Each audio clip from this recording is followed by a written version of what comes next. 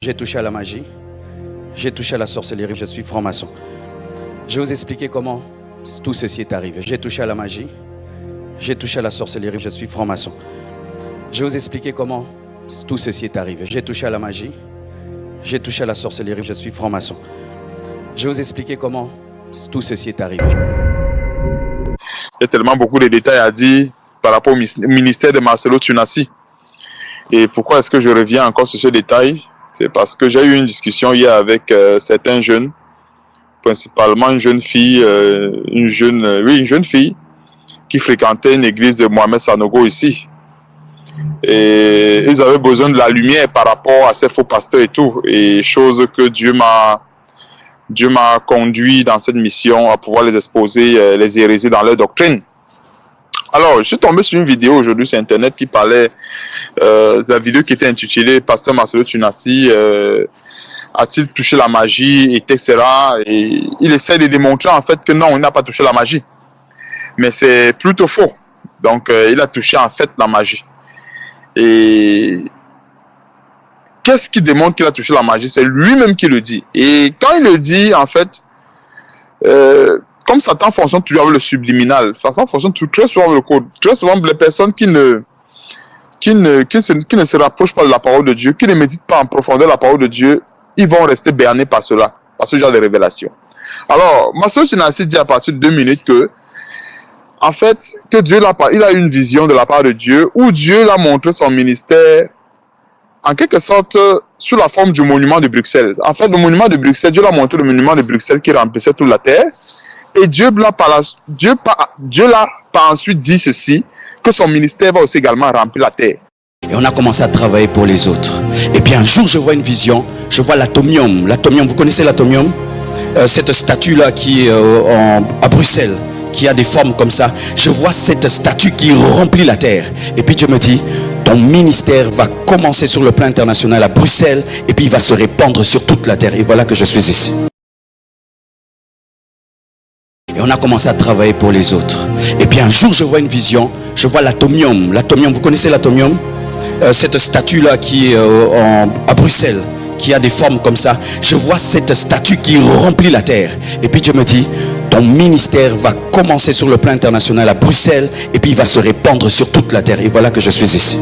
Donc, on peut faire un parallèle, une similitude entre le monument de Bruxelles, qui remplit toute la terre, et son ministère aussi également qui va prendre de l'expansion et remplir également toute la terre.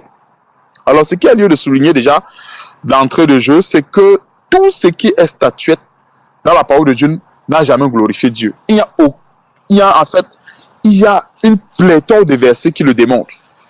Ce ne sont même pas des versets qui manquent pour démontrer qu'en fait, tout ce qui est statuette ne glorifie pas Dieu. Que ce soit la statue de Nebuchadnezzar, que ce soit chez Gédéon qui a eu à renverser la statue de son père, en fait, Dieu avait donné cette recommandation ferme à ses enfants, à savoir, quand ils devaient rentrer en possession d'un pays que l'Éternel devait mettre à leur disposition, ils avaient le devoir de détruire les statues de ce pays. Mais alors, il fait comprendre que pour le monument de Bruxelles, c'est une statuette que Dieu a approuvée et que son ministère va prendre de l'expansion à l'image de cette statuette. Voilà la séduction qui est vendue comme cela. Et cette statuette-là, en fait, il y a une similitude avec le A de la cabale juive de Ivan Castano d'Impact Centre Chrétien. Parce que j'ai pris des photos que je t'ai envoyées. Quand tu regardes les boules de ces statuettes, c'est le même nombre de boules qu'on retrouve sur la statuette, sur le A d'Impact Centre Chrétien d'Ivan Castano. Alors, il y a une autre boule qui est en haut, qui est comme sur le symbole d'un feu. Cette boule-là n'existe pas normalement sur la statuette, mais j'ai remarqué que sur la statuette, il y a cependant un drapeau. Et c'est subliminal. Et tu vois, très souvent, ces choses, c'est une façon de déguiser leur appartenance à Satan. Et un autre détail aussi également, qui démontre amplement leur appartenance à la cabale juive, c'est que le même ministère qu'on retrouve chez Ivan Castano, c'est le même ministère qu'on retrouve chez Marcelo Tunasi.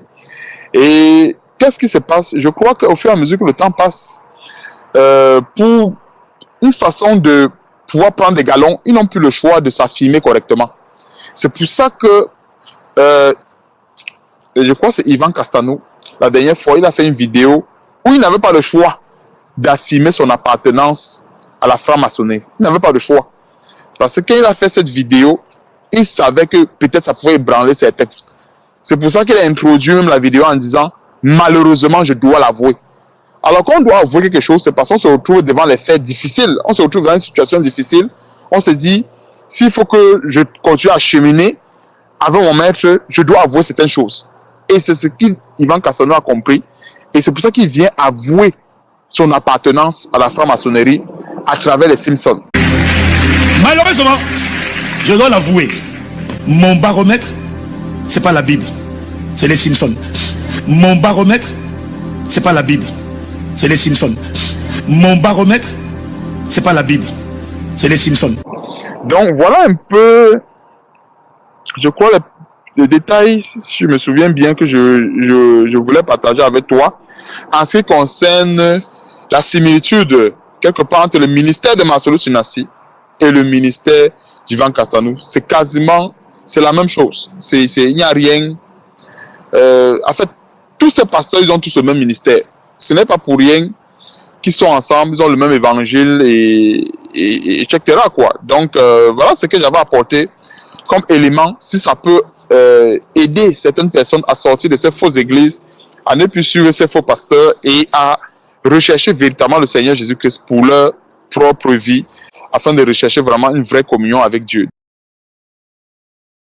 Ce détail vraiment qui est vraiment très important, c'est-à-dire le détail qui montre vraiment la similitude entre son ministère et la cabale juive, entre son ministère et le ministère d'Ivan Cassano, entre son ministère également et la franc-maçonnerie, entre son ministère aussi également et cette statuette qui n'est rien d'autre que l'œuvre des francs-maçons, parce que tout ce que nous voyons sur la terre ici, là, c'est vrai que la Bible dit que la terre appartient au Seigneur, mais spirituellement parlant, les œuvres que les hommes ont posées, ou bien les actes que les hommes ont posés sur cette terre, ce sont les actes de rébellion. D'ailleurs, je vais terminer avec ce point que j'avais oublié.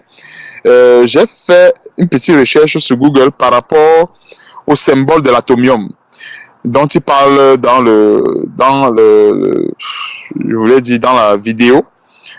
Symboliquement, l'atomium incarne l'audace d'une époque qui a voulu confronter le destin de l'humanité avec les découvertes scientifiques. Alors, c'est quoi le destin de l'humanité? Dieu a créé, bien quand Dieu crée l'homme, c'est pour que l'homme puisse revenir à lui. Parce qu'en fait, quand Dieu crée l'homme, beaucoup de gens pensent que nous, quand nous venons sur la terre, peut-être dans le sein de nos mamans et tout, qu'on n'existait pas ailleurs. Non, on existait ailleurs, comme le dit Éphésiens. Je crois que c'est l'apôtre Paul qui dit que Dieu nous a connus d'avance, avant la fondation du monde. Donc, tout homme a ce devoir-là de revenir à Dieu. Et quand nous regardons le symbole de cet atomium qu'il assimile à son ministère, c'est plutôt le symbole de la révolte contre Dieu. C'est plutôt le symbole de l'audace contre Dieu. Et c'est ce qu'on voit ici. Symboliquement, l'atomium incarne l'audace d'une époque qui a voulu faire quoi? Confronter le destin de l'humanité avec les découvertes scientifiques. C'est quoi le destin de l'humanité? C'est de croire au Seigneur Jésus-Christ. Jean 3, chapitre 16. Car Dieu a tant aimé le monde et il a donné son Fils unique afin que quiconque croit en lui ne périsse point, mais qu'il ait la vie éternelle.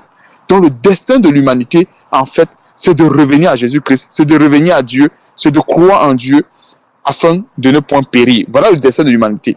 Alors que cet atomium qui représente le ministère de Marcellus Sunassi, selon ce qu'il dit dans cette vidéo, c'est plutôt le symbole de l'audace contre Dieu, le symbole de la rébellion contre Dieu. Donc il n'y a rien de nouveau sous le soleil.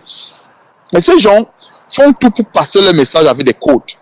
Et c'est quand on fait des recherches comme ça, quand Dieu nous amène à faire des recherches comme ça par la grâce de Dieu, que en fait les yeux sont ouverts, parce qu'on se retrouve devant une situation où en fait les gens sont tellement aveuglés par Dieu m'a dit, Dieu m'a dit, Dieu m'a dit, et on n'arrive même plus à examiner en fait ce Dieu m'a dit là. Dieu ne peut pas donner une révélation qui va à l'encontre de sa volonté, qui va à l'encontre de sa parole. Dieu ne peut pas inspirer un vrai ministère qui est basé déjà sur la rébellion. Parce que quand nous voyons ce symbole qui est l'audace, c'est l'audace contre qui? C'est l'audace d'une époque qui a voulu confronter le destin de l'humanité avec les découvertes scientifiques. Nous savons tous que toutes les découvertes scientifiques, c'est une forme de rébellion contre Dieu. C'est une manière, des fois, parce qu'aujourd'hui, nous voyons très souvent les robots que les scientifiques veulent créer. En fait, à travers les robots, les scientifiques veulent démontrer à Dieu que Dieu n'est pas le seul à créer l'être humain. L'homme veut s'élever au-dessus de Dieu en disant que moi aussi, je peux créer l'être humain. Vous voyez un peu. Donc, je vais m'arrêter là pour ne pas être trop long. Donc, que Dieu soit loué. Et voilà les petits détails que je tenais à partager. Et gloire à Dieu pour toutes choses.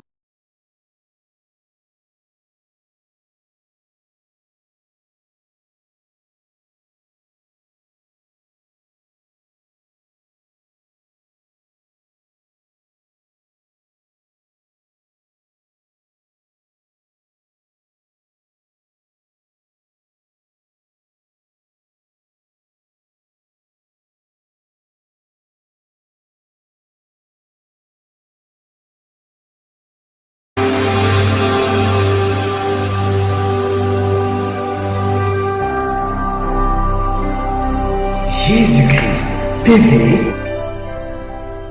vous connaîtrez la vérité et la vérité vous affranchira.